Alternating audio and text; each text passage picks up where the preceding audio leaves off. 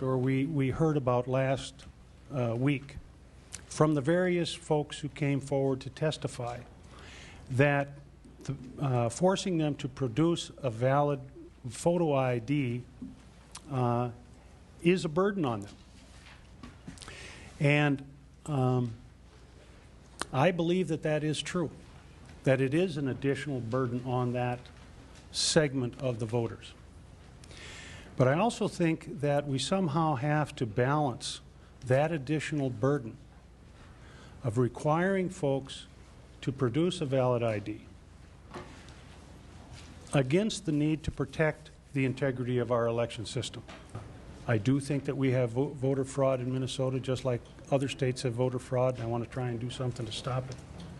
It's a constitutional question. It has vast implications, and there are differences between the bill that was offered last week, that you reconsider that and allow the public the opportunity to weigh in.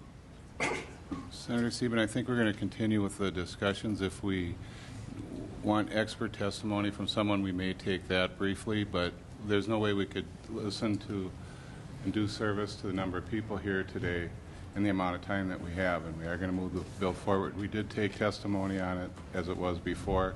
I think it is substantially different to have provisional balloting referenced in the constitutional amendment. And Senator Newman, you referenced that Minnesota now has provisional balloting, which I don't believe we do. So I'm just trying to wrap my head around how you envision a provisional balloting system will work under the proposal before us. What I anticipate here is simply an acknowledgement that provisional balloting will be part of our Constitution. It will be up to the legislature next year to determine exactly how they're going to implement it.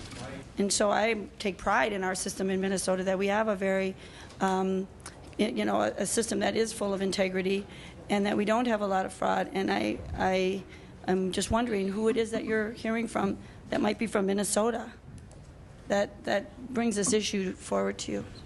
There are any number of senators and elected representatives that have heard from their constituents concerning voter fraud. I began my testimony today indicating that I could go into those anecdotal stories, but I am choosing not to because I'm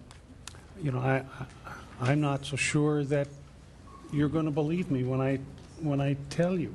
I believe that this constitutional amendment will effectively render the vouching system moot, and I also believe that this constitutional amendment will provide for the legislature in the future to address the questions that you are raising.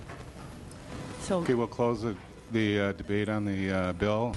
There being 8 ayes and 6 nays, the bill is passed and re-referred. That, I think we've concluded our business on the agenda today, and